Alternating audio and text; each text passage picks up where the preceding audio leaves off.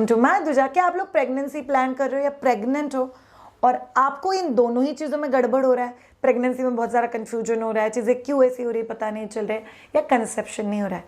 एक major causative factor हो सकता है थायराइड। बाय द वे, आप लोगों ने अगर थायराइड का हमारा लास्ट वीडियो नहीं देखा है तो आपको वो वीडियो देखने की ज़रूरत है, जहाँ पे हम लोगों ने डिटेल में एक्यूप्रेशर पॉइंट्स और प्राणायाम बताया जो आपको बहुत ज़्यादा हेल्प करेंगे, स्पेशली मैनेजमेंट ऑफ थायराइड। सो आज की वीडियो में बात करेंगे मैनेजिंग योर थायराइड आपके प्रेगनेंसी में, प्री प्रेगनेंसी स्टेज में and yes post delivery stage में भी। चलिए जान के लेते हैं थायराइड की इफेक्ट एग्जैक्टली बॉडी के ऊपर क्या क्या हो सकता है। अगर आप प्रेग्नेंट हो या आप प्रेगनेंसी प्लान करते हो तो याद रखो थायराइड का बहुत बड़ा कनेक्शन होता है आपके डायबिटीज़ के साथ। सो अगर किसी का भी अनकंट्रोल्ड थायराइड, अनट्रीटेड थायराइड जिसको आप निग्लेक्ट किया हुआ है, दवाई टाइम पे नहीं ले रहे हो, वो लोगों को प्रेगनेंसी में जेस्टेशनल डायबिटीज़ और अदरवाइज लाइफ में नॉर्मल डायबिटीज़ होने के चांसेस बहुत हाई होता है। यूजुअली जिनको थायराइड होता है उनका और एक कनेक्शन बहुत स्ट्रांग होता है, it's with respect to high blood pressure.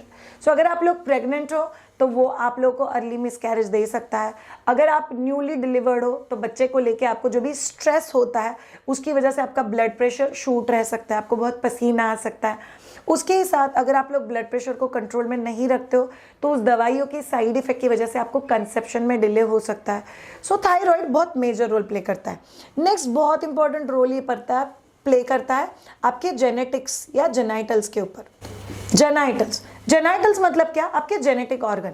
अगर आप लड़का हो तो आपके जेनेटिक ऑर्गन्स जहाँ पे स्पर्म प्रोडक्शन होता है, अगर आप लोग लड़की हो तो आपके जेनाइटल ऑर्गन्स जहाँ पे यूट्रस है, ओवरीज है, फेलोपियन ट्यूब्स है, सर्विक्स है, वजाइना है। सो बेसिकली ये सभी चीज़ों को वो अफेक्ट करता है through an hormones, because thyroid आपके जेनेटिक हॉर्मोन्स को अफेक्ट करता है। इसका मतलब क्या?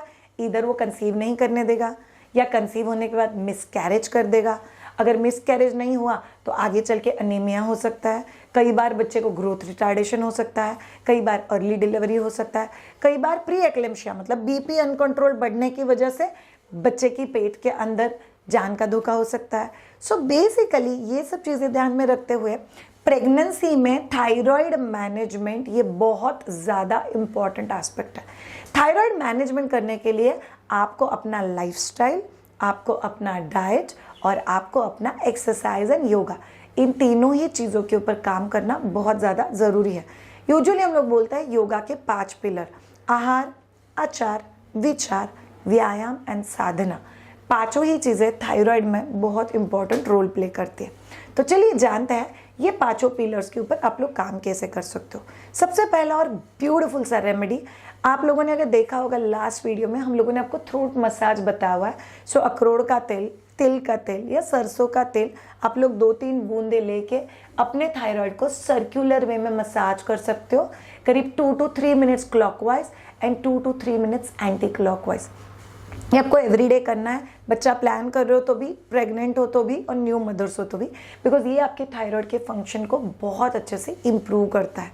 दूसरा बहुत कमाल का प्राणायाम जो आपको हेल्प करेगा, इस नाक से सांस लो, नीचे देखो and create a sound of humming.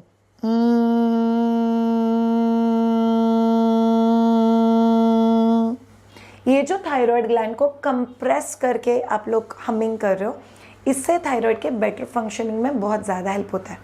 उसके साथ एक बहुत ज़्यादा फेमस प्राणायाम, ऑब्वियसली पतंजलि की वजह से, इस कपालभाति, इसका आप यूज़ कर सकते हो अगर आप प्रेगनेंसी प्लान कर रहे हो या ऑलरेडी डिलीवर कर चुके हो। बट अगर आप प्रेग्नेंट हो तो आप लोग इस प्राणायाम को कैसे करोगे? पेट के ऊपर हाथ रखो, पेट को इन्वॉल्व नहीं करना है बट सेम चीज़ करना है। तो मैं सिर्फ नाक से सांस छोड़ रही हूँ, मेरे पेट को इन्वॉल्व नहीं कर रही हूँ। इससे आपके बॉडी का क्लिनजिंग मेटाबॉलिज्म अच्छा होता है, आपका ओवरऑल कार्बन डाइऑक्साइड एक्सेल ज़्यादा होता है, इससे आपका लंग और हार्ट का कैपेसिटी इंप्रूव होता है और ओवरऑल ब्लड प्रेशर कंट्रोल में रखने के लिए हेल्प होगा। सी एक चीज़ याद रखो, अगर आप लोग प्रेग्नेंट हो तो आप लोगों का ब्लड प्रेशर शूट कभी होता है जब भी आप लोग स्ट्रेस में हो, जब भी आपको कोई चीज़ समझ में नहीं आ रहा है, जब भी आपके थायराइड अनकंट्रोल्ड है, या जब भी आप लेबर पेन वाली सिचुएशन में हो। जब भी आप लोग प्राणायाम रेगुलरली करते हो तो आप इस चीज़ को बहुत हद तक कंट्रोल में रख सकते हो। Next very important thing, lifestyle change. आप लोगों को याद रखना है कि आप लोग आपके एक्सरसाइजेस एवरी डे करो, बट उसके साथ लाइफस्टाइल में कुछ चेंजेस, जैसे कि अल्कोहल, पैसिव या डायरेक्ट स्मोकिंग, बहुत सारा जंक फूड, बहुत सारे चिप्स, वेफर्स या पैकेज्ड फूड, बहुत सारा फ्राइड फूड, ये सभी चीज़ें आपके थायराइड को इनफैक्ट और बुरा फंक्शन करने के लिए लाएंगे। सी थायराइड ना, मैं बैठी हुई है ना तो भी मेरे बॉडी में बहुत कुछ हो रहा है, वो जो एनर्जी बर्न है वो थायराइड डिसाइड करता है। पर जिसके बॉडी में थायराइड कम है उसका एनर्जी बर्न कम है। अगर एनर्जी बर्न कम है तो आप लोग एनर्जी यूटिलाइज नहीं कर रहे हो।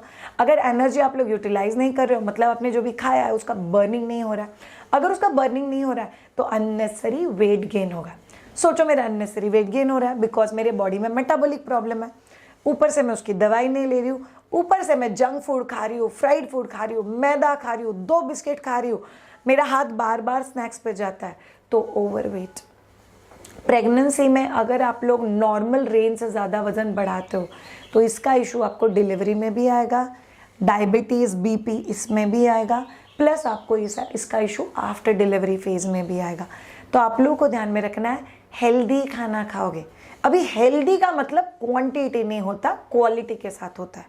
आप जानते हैं कि आपको कौन सा खाना खाना चाहिए, बहुत बेसिक चीज़ें आप लोगों को खानी है। हेल्दी प्लेटर जो गवर्नमेंट ऑफ इंडिया ने बताया हुआ है, बस उसी को फॉलो करना है। ये आपका प्लेट है या थाली है जिसमें हम लोग खाना खाते हैं, हम लोग उसको हाफ पार्ट में डिवाइड कर देंगे।